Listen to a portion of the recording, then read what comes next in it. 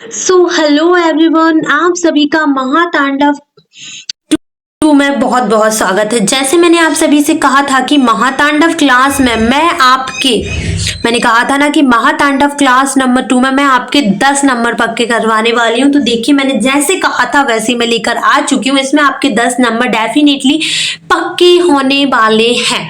अब आप पूछेंगे कैसे? तो इसमें हम सेक्शन ए में जो 2 अनसीन पैसेज आते हैं उसके लिए हम इतने इंपॉर्टेंट अनसीन पैसेज लेकर आए हैं कि इससे आउट ऑफ कुछ आना ही नहीं है मेरे भाई। तो चलिए स्टार्ट करते हैं इस वीडियो को। अगर आपने महातांडव क्लास फर्स्ट नहीं देखी है तो प्लीज जाके चेक करो। अभी तक क्या ही इंतजार कर रहे हो? डिस्क्रिप्शन में लिंक अटैच है, वही जाके देख लो। चलिए इस वीडियो को स्टार्ट करते हैं। चलिए, एंड जिन बच्चों को क्वेश्चन बैंक चाहिए होगी प्लीज मुझे इंस्टाग्राम पर आप लोग फॉलो कर लें और वहां से आप मुझसे पीडीएफ मांग लें, मैं डेफिनेटली आपको दे दूंगी। ठीक है, सो हम देखते हैं सबसे पहले हमारा first unseen passage. Everyone, first unseen passage है, थोड़ा सा अलग है ये, लेकिन लग रहा है इस बार इसके आने के चांसेस ज्यादा हैं आपके। तो Our eyes are so valuable to us both for work and for play। हमारी आंखें जो होती हैं वो काम के लिए और खेलने दोनों के लिए बहुत इंपॉर्टेंट है। ओके, अब हम देख लेते हैं इसके क्वेश्चन, क्योंकि अनसीन पैसेज में क्या रखा है, आंसरों में रखा है सब कुछ। तो क्वेश्चंस एंड आंसर बस ये देख लो आप लोग। ठीक है, बहुत सारे पैसेज हैं, कम समथिंग 10 पैसेज हैं, तो प्लीज ध्यान से देखना। Eyes are valuable to us, eyes जो है हमारे लिए वैल्यूबल है। अब आप मुझे बताएं कि इसका राइट आंसर क्या है। For work, for play, for work and play and for dance, चारों में से कौन सा राइट ऑप्शन है आपका? तो राइट आंसर है फॉर वर्क एंड प्ले, दोनों के लिए, काम के लिए भी और खेलने के लिए भी। By using our eyes foolishly, it is possible to protect them, neglect them, damage them severely या फिर give them a sign। बताइए अब इसका राइट आंसर क्या होगा? जब हम कोई चीज कर रहे होते हैं तो हम मतलब उनको हमें अवॉइड करना चाहिए, नेग्लेक्ट करना चाहिए या फिर उससे प्रोटेक्ट करना चाहिए। फुलिशली आप यूज कर रहे हैं तो क्या कर सकते हैं? इट इज पॉसिबल टू, ऐसा हो सकता है कि हम उन्हें नेग्लेक्ट करें, दूर करें। आपका आंसर इसमें से आप देख भी सकते हैं। By using our eyes foolishly, it is possible to damage them so severely that they were never fully recover for the reason it is why अरे यहाँ पर इसका राइट आंसर ये है ना। सो ऑप्शन नंबर 3 बिल्कुल सही है, क्योंकि पॉसिबल टू के बाद यही लिखा है। ठीक है, ओके। क्वेश्चन नंबर सी देखें गाइस। क्वेश्चन नंबर सी में लिखा हुआ है, शायद इसीलिए इसमें 3 लिखा था। मैंने सोचा कि हो सकता है नेग्लेक्ट, मतलब उनको जो है नकार दो, ऐसा भी हो सकता है, लेकिन हमारे अकॉर्डिंग नहीं, आपके पैसेज के अकॉर्डिंग आंसर आपको देने हैं। Whatever work we are doing there should be enough air, sound, noise या लाइट। अब मुझे बताएं कि इसका कौन सा आंसर सही है। तीसरे का है आपका इनफ लाइट, चौथा सही है। क्या है इसका राइट आंसर? राइट आंसर है इसका लाइट। अब क्वेश्चन नंबर डी देखें। Very short light should be avoided since it is. अब मुझे ये बताइए कि इसका राइट आंसर क्या हो सकता है। आप उसमें से भी ट्राई कर सकते हैं, ऐसा नहीं है कि हमने उस पर से मना किया है, बिल्कुल नहीं, लेकिन हम डायरेक्ट आपको आंसर दे रहे हैं। ठीक है, comfortable for the eyes, tiring, ये वो वाला टायरिंग है, टायर्ड होता है ना, वही वाला है। For eyes, does not affect our eyes, nice for the eyes. अब यहाँ पर राइट आंसर है इसका फोर्थ वाले का राइट आंसर है टायरिंग फॉर आईज, जो वो वाला टायर्ड है ना, वही वाला है ये। वैसे ऐसा दिमाग भी लगाया जा सकता है कि इसके बाद आईएनजी वाला ही कुछ आना है ना। इट इज कंफर्टेबल भी आ सकता था, लेकिन ऐसा नहीं है। स्ट्रॉन्ग लाइट जो है क्या कर सकता है, हमें हमारी आंखों को थका सकता है। क्वेश्चन नंबर ई देखें। The very form of simple is, आपको द वर्ब फॉर्म बताना है। सिंपल की वर्ब फॉर्म क्या हो सकती है? सिंपल, सिंप्लीफाई या फिर सिंपलिसिटी या फिर सिंप्लीमेंट। अब मुझे इसका राइट आंसर मिल चुका है। इसका वर्ब फॉर्म होगा आपका सिंप्लीफाई। क्वेश्चन 5 का आंसर होगा ऑप्शन नंबर 2। अब देखिए, discipline most repeated, most repeated, कभी भी रिपीट कर दें तो हम इसे क्यों छोड़े, है कि नहीं।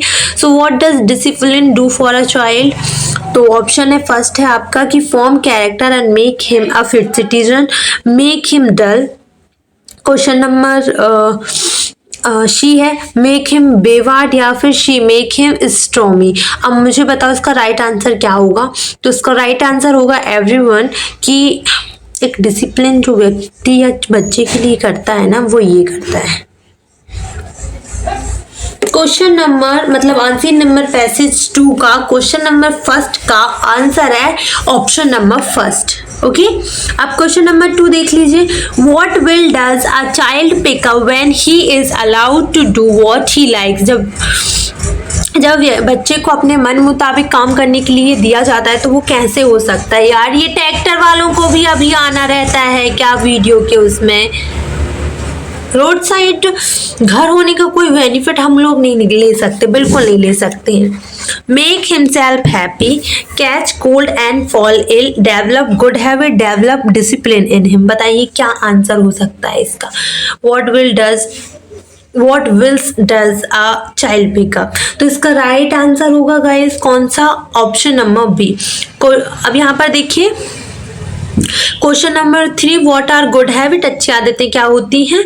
तो ऑप्शन है running in the sun, playing all the time, avoid things that are injuries, exposing himself to cold. तो इसका राइट आंसर होगा क्या, इसका राइट आंसर क्या होगा, कौन सी हैं जो आपकी अच्छी आदतें होती हैं। तो इसका राइट आंसर है guys option number C. Question number 3 का राइट आंसर है ऑप्शन नंबर सी। अब आपको क्या करना है, क्वेश्चन नंबर 4 पढ़ लो। गिव अ सुइटेबल टाइटल, आपको टाइटल देना है। तो अब तो मेरे को लग रहा है हर एक बच्चे को पता चल गया होगा इसका आंसर क्या है। फर्स्ट लिखा है importance of discipline, second running, third है प्लेइंग, फोर्थ है फिजिकल। तो इसका राइट आंसर होगा guys importance of discipline. Okay, question number 5, what does spoiled mean. ये वाला क्वेश्चन हमेशा इसमें पूछा जाता है, स्पॉइल का मतलब क्या होता है। तो इसका राइट आंसर है ग्रेटनेस, डिस्ट्रॉय, इंजरीज, डिसिप्लिन। बताओ ना यार, तुम लोग भी तो बताओ ना यार भाई, कुछ आप लोग भी बताइए। तो इसका राइट आंसर है डिस्ट्रॉय, है ना। क्वेश्चन नंबर 3 देख लें, चलिए। And old shepherd was playing on a flute on the marshal and outside Rome. चलिए ठीक है, बहुत ही अच्छी कहानी है, मैंने पढ़ ली है। आप लोग पढ़ना चाहें तो पढ़ लेना, बाकी मैं क्वेश्चन आंसर दे रही हूँ आप लोगों को, ठीक है। देखो ये सारे अनसीन पैसेज आपके, इन सारे अनसीन पैसेज जो हैं इनमें से ही आपके बोर्ड एग्जाम में से पूछा जाना है, तो प्लीज़ ध्यान से करें। बहुत ही इंपॉर्टेंट चीज़ दे रही हूँ यार आपको। और मैंने कहा था कि जल्द ही महातांडव क्लास 2 आने वाली है, तो देखो आगे कितने जल्दी आ गई है ना। इतनी जल्दी तो आपने सोचा भी नहीं होगा। The fairy wanted to marry the shepherd because he had saved her life. He could play sweetly on his flute. He was very handsome. The shepherd loved her. तो इसका राइट आंसर है ऑप्शन नंबर बी। वो बहुत ही अच्छी flute जो है बजा रहा था, बांसुरी, इसलिए वो उसे पसंद आया था और उसने ऑफर किया था। क्वेश्चन नंबर 2 देख लीजिए। When the fairy put a ring on his finger, the shepherd married her, disappeared her, turned into a statue, या changed into a handsome youth। तो ऑप्शन नंबर क्वेश्चन नंबर 2 का answer है आपका option number D. Option number D, changed into a handsome youth. जैसे उसने ring पहनाई वो बहुत ही यंग और बहुत ही हैंडसम बन गया था। Question number 3, the shepherd went to Rome in a boat, cart, ship and coach. किससे गया था। तो इसका राइट आंसर है आपका कोच। और क्वेश्चन नंबर 4 देखें, क्वेश्चन नंबर 4 देखते हैं। When the shepherd reached Rome, so he meet his friend, वो अपने दोस्त से मिला, sorry met, and shout his parents permission to marry the fairy, या फिर plan to marry the queen of Italy and met the king of Italy। भाई वो रोम जाकर उसे क्या हुआ, तो उसने प्लान बनाया क्वीन ऑफ इटली से शादी करने के लिए। क्वेश्चन नंबर 5, तो ऑप्शन नंबर सी इसका सही है। ओके, क्वेश्चन नंबर 5 है आपका, the queen ordered the shepherd to be whipped out of the place because he turned old and ugly, tried to cheat her jewels, या फिर refused to marry her, या फिर revealed his plan to marry the fairy। अब मुझे ये बताइए question number 5 का answer क्या है? पता है? आ रहा है समझ? नहीं आ रहा? कोई बात नहीं, वैसे भी अपन को नहीं समझना, सिर्फ इन आंसरों को और क्वेश्चंस को एक बार ध्यान से देख लेना और बस, कोई दिक्कत नहीं, आपके 10 नंबर ऐसे ही पक्के हो जाएंगे इसी वीडियो में। ठीक है, तो इसका राइट आंसर है ऑप्शन नंबर ए। अब क्वेश्चन 4 आप ये समझ लीजिए, आंसर नंबर 4। ओके, इसमें इंग्लिश के बारे में दिया हुआ है। चलिए हम देख लेते हैं इसके 5 क्वेश्चन। फर्स्ट क्वेश्चन है आपका, learning and improving English depends on reading a lot of English book, choosing difficult, living in the English speaking community sorry, both A and B. A and B सही है क्या? है सही है क्या भाई, बताओ। ऑप्शन नंबर सी बिल्कुल करेक्ट है, option number C. Okay, what is, question number 2 देखना, what is essential when you learn English, क्या जरूरी है जब आप इंग्लिश सीखते हैं? First, try to speak English with anyone. B, read a lot of difficult English book. Option number C, you should enjoy the feeling of reading, या फिर none of this. क्या चीज बहुत ही इंपॉर्टेंट है? तो ऑप्शन नंबर सी बिल्कुल correct है, option number सी ये वाला। ठीक है, चलिए क्वेश्चन नंबर 3 देख लीजिए, what is often confusing for learner, क्या कंफ्यूजिंग हो सकता है लर्नर के लिए? लर्निंग स्टेप बाय स्टेप, या फिर whole language pot over, reading for enjoyment, या फिर sorting books of reading for reading. ठीक है, तो इसका राइट आंसर होगा आपका option number B, whole language pot over, है ना। अब यहाँ पर देखिए भाई, क्वेश्चन number 4, which of these has similar meaning of a company, तो इसका आंसर क्या होगा? Go with. देखो मुझे ये बताना है, आपको ये बताना है कि अ कंपनी, इसका सिमिलर मीनिंग क्या है, मतलब ये समझ लो एक प्रकार से आपसे वो समानार्थी पूछ रहे हैं, सिमिलर वर्ड है ना। गो विथ, फॉलो, टेक, या फिर ऑल ऑफ दीज। तो इसका राइट आंसर होगा गाइस ए वाला, गो विथ। मतलब कंपनी मतलब किसी के साथ या किसी चीज के साथ सहमति प्रकट करना, किसी के साथ कदम से कदम लाइक चलना। ठीक है, तो वही मतलब होगा। One can learn and improve English while living in a English speaking community। तो इसका राइट आंसर क्या होगा? कम्युनिटी। ट्रू एंड फॉल्स, मतलब ये सही है, ये स्टेटमेंट जो इन लोगों ने दिया है वो सही है या फिर गलत है? तो राइट आंसर है ट्रू, सही है, बिल्कुल सही है। अब आप लोग देखिए आगे, Munnar derives its name from the Tamil word Munu 3 and Aru river। 3 नदियों के बारे में इसमें बताया गया है। तो अब यहाँ पर क्वेश्चन हम लोग देख लेते हैं। What was Munnar famous as during the British rule? So as a winter resort, as spring resort, as a summer resort, या फिर as a autumn resort। तो गाइस इसका राइट आंसर होगा option number C, option number 3 बिल्कुल correct है इसका। As a summer resort ये ब्रिटिश रूल में बहुत फेमस था। Okay, question number 2, what does one see everyone in Munnar? Plains, tea garden, river, या फिर लेक्स। तो इसका राइट आंसर क्या होगा? इसका राइट आंसर है tea garden, one see everywhere. Okay, question number 3, Munnar gets its name from. Munnar नाम कहाँ से लिया है? तो फर्स्ट ही लाइन में बताया था, हिंदी, तेलुगु, तमिल, या फिर इंग्लिश। तो 3rd का राइट आंसर होगा आपका तमिल। ठीक है, क्वेश्चन नंबर 4 बोल दिया है, the town of Munnar is situated of the Confluence of, मतलब टाउन की जो नाम है मुन्नार, वो मतलब किस चीज से लिया गया है, किस चीज से रिलेट करता है? 2 रिवर, 3 रिवर, 4 रिवर, या फिर नन ऑफ दीज। बताओ मेरे को राइट आंसर। उसका राइट आंसर है 3 river. The town and its surrounding very vary है ये in height from 1700 meter minus नहीं है से 2700 मीटर। ट्रू और फॉल्स? तो इसका राइट आंसर है ट्रू। आप ये यहाँ पर दिया हुआ है, इसके अकॉर्डिंग देख लेना। ये देखो यहाँ पर लिखा है, ठीक है। ओके, क्वेश्चन नंबर 5 देखिए, city children suffer from a great disability, they have a little contact with nature, they do not know the joy of living in the open area, in cities there is no space to live. ये section A के सारे important question है। Section A के question number first, मतलब ये वाले question आ सकते हैं। ओके ठीक है। विच डिसएबिलिटी, एक मिनट रुकना, which disability do the city children suffer from? They are weak, they cannot play in the open, they have little contact with nature। सबसे बड़ा मतलब सफरिंग वाला क्या काम था? Option number C, option number C, they have little contact with nature. इनसे मतलब इनका जो नेचर से, प्रकृति से जो संबंध था ना, वो थोड़ा ही था। मतलब ऐसा है कि छोटा सा कॉन्टैक्ट था, लाइक कि उनको ज़्यादा इंटरेस्टेड लाइक कम थे, कह सकते कांटेक्ट में कम थे वो, उन्हें नेचर से ज़्यादा चीज़ें समझ में नहीं आती होंगी, लाइक इस टाइप से कुछ होगा।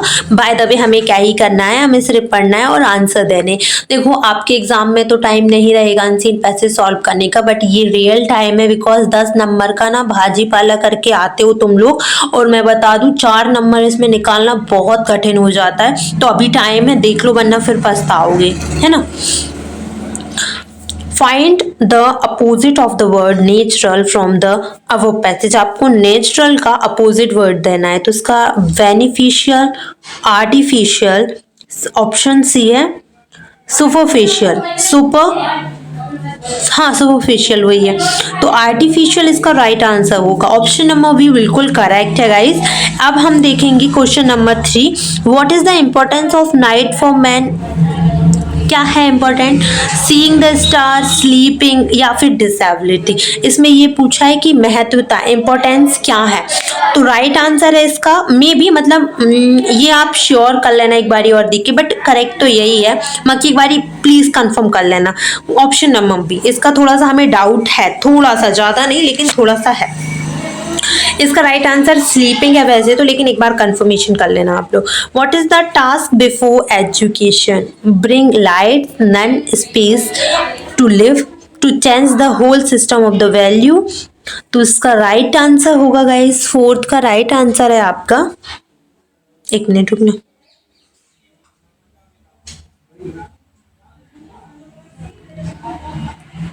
इसका राइट आंसर है guys option number C, to change the whole system of value of city।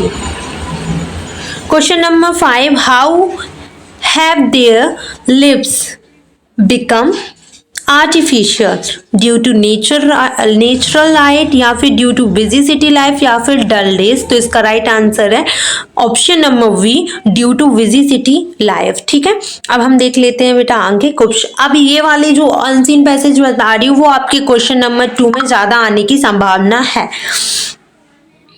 ठीक है, ये वाला पैसेज देखिए, dark heard boy named Charles Chaplin was often seen waiting outside the back entrance of London theatre। ठीक है, ये आपका है। अब इसके आंसर और क्वेश्चंस देख लेते हैं 5। The boy Charles Chaplin was brown hair, dark hair, या फिर रेड हेयर, या फिर लाइट हेयर? तो राइट आंसर है ऑप्शन नंबर बी, है ना। उसके कैसे बोलते, dark. Question number 2, Chaplin thought to get a job in soap business, hotel business, show business, या फिर हॉस्पिटल बिजनेस? तो इसका राइट आंसर क्या हो सकता है बताओ मुझे। उसका, क्योंकि वो थिएटर के आसपास ही रहता था तो उसे लगता था कि भाई ये मैं कर सकता हूँ, तो ऑप्शन नंबर सी बिल्कुल करेक्ट है। Question number 3, his parents were music hall performer, actor, singer, director. उसके माता पिता क्या थे? तो थर्ड का है option number C, music hall performer थे वो लोग। ठीक है, उसके parents. Question number 5, his father had dead due to, उनके पिताजी शांत क्यों हो गए थे? An illness, accidents, drinking, suicide? तो राइट ऑप्शन है ड्रिंकिंग, है ना, या ऑप्शन नंबर सी बिल्कुल करेक्ट है इसका। Question number 5 guys, the meaning of determined is. Determined का मतलब क्या होता है आप लोग बता सकते हैं? Mind made up, mind turn up, mind fed up, mind turn down? क्या हो सकता है बताओ? माइंड मेड अप, ठीक है, माइंड एक तरीके से बना लेना, तैयार कर लेना किसी चीज के लिए। ये question number 2 section number A के क्वेश्चन नंबर 2 में आने की ज्यादा संभावना है, ध्यान से पढ़ लो। ठीक है, पोलियो वाला ये भी, ये गाइस डिसिप्लिन इंग्लिश और ये मोस्ट रिपीटेड है। इसमें हमने एक योगा ऐड नहीं कर पाए, उसके लिए शायद सॉरी, शायद पीछ आगे मिलेगा शायद योगा वाला, और हाँ योगा वाला भी आता है। अगर नहीं होगा तो आप आपकी परीक्षा देने या परीक्षा बोर्ड आपके पास होगी उसमें से कर लेना, लेकिन वो आता ही है। मतलब ये वाले क्वेश्चन ना रिपीट हो जाते हैं, तो हम क्यों ना एक बार ही पढ़ लें, बात ही खत्म हो जाएगी, है ना। The narrator of the passage is the patient of, patient काय के थे वो, तो इसका राइट आंसर है आपका polio. To say something about the future is to verdict, predict, addict, protect. Future मतलब आप कह सकते हैं भविष्य के बारे में कुछ कहना, कुछ बोलना, उससे हम क्या बोलते हैं, भविष्यवाणी, और भविष्यवाणी को इंग्लिश में बोलते हैं प्रिडिक्ट, है ना। प्रोटेक्ट बहुत कुछ लिखा है, लेकिन राइट आंसर है प्रिडिक्ट। क्वेश्चन नंबर 3 है, the narrator was the 7th child in a family that had, जो नरेटर है ना वो 7वां बच्चा था उस फैमिली का। 1 स्क्वायर चाइल्ड, 8 चिल्ड्रन, 9 चिल्ड्रन या फिर 23 चिल्ड्रन। अब मुझे ये बताओ कि वो 7वां चाइल्ड था तो उस फैमिली में कितने बच्चे थे। तो क्वेश्चन नंबर 3 का आंसर है आपका बी। कितने? बी, 8 बच्चे थे, है ना। चलिए क्वेश्चन नंबर आप लोग देखिए 4, polio the dread disease mainly affect the brain and spinal cord, brain and nerves, या फिर हार्ट एंड स्पिनल कोड, या फिर ब्रेन एंड हार्ट। तो इसका राइट आंसर क्या होगा भाई? इसका राइट आंसर है आपका ऑप्शन क्वेश्चन नंबर 4 का आपका आंसर रहेगा C, heart and spinal cord. ठीक है, क्वेश्चन नंबर 5 देखिए, what made the narrator look like a foreigner, he was fair and brown haired, या फिर he was fair with red hair, he was fair and skinny, he was dark and blonde. तो इसका right answer क्या है? Option number B, he was fair with red hair. ठीक है, अब यहाँ पर अपन थर्ड वाला और एक और है आपका, बस 4 और है, बहुत इंपॉर्टेंट है ना। 4 और नहीं, मतलब एक और है इसके अलावा, है ना। बस jinn built blank for Aladdin, jinn built blank for Aladdin, a house, a place, a tomb, या फिर अ कार्ड। अब मुझे आप बताइए, Aladdin was a poor boy who found in an ancient tomb an old lamp which he proudly look home, but he did not know the teaser he had until, मतलब Aladdin वाला ये है आपका जो अनसीन पैसेज है, mostly देखने को मिलता है आपको। अब मुझे ये बताओ कि उसने ये वाला क्वेश्चन थोड़ा सा मतलब थोड़ा सा कंफ्यूजिंग है, मेरे को भी ज़्यादा मतलब इसका थोड़ा सा हम सभी डाउट में थे जब हमने ये देखा था। बाकी according to this story, whole story, क्योंकि थोड़ा सा अलग है, क्योंकि इसमें कुछ दिया ही नहीं है इसके अलावा, बट फिर भी आपके लिए मैं बता देती हूँ, शायद इसमें आपका राइट आंसर पैलेस हो सकता है, मुझे पक्का नहीं पता है इसका, मतलब मैं कंफ्यूजन में हूँ भाई, है ना। सेकंड देखिए, who was the slave of the magic lamp, Aladdin, jinn, king, boy. So क्या हो सकता है राइट आंसर? भाई बताओ क्या हो सकता है। क्वेश्चन नंबर 2 का राइट आंसर है आपका jinn, B, option number B. Question number 3, what did Aladdin found in the ancient tomb? Matchbox, old lamp, toolbox, kettle। कहाँ मिला था उसको? तो इसका राइट आंसर है आपका क्वेश्चन नंबर 3 का राइट आंसर है B. Question number 4, the word slab here means, slab मतलब क्या होता है? स्लैब। तो इसका राइट आंसर है option number C. Question number 5, the genie supplied boundless blank to Aladdin. तो इसका राइट आंसर है हेल्दी, वेल्दी, क्वींस, स्ट्रेंथ। आप लोग भी बता दो यार, नहीं पता है। वेल्थ, इतना टाइम नहीं लगाते हम।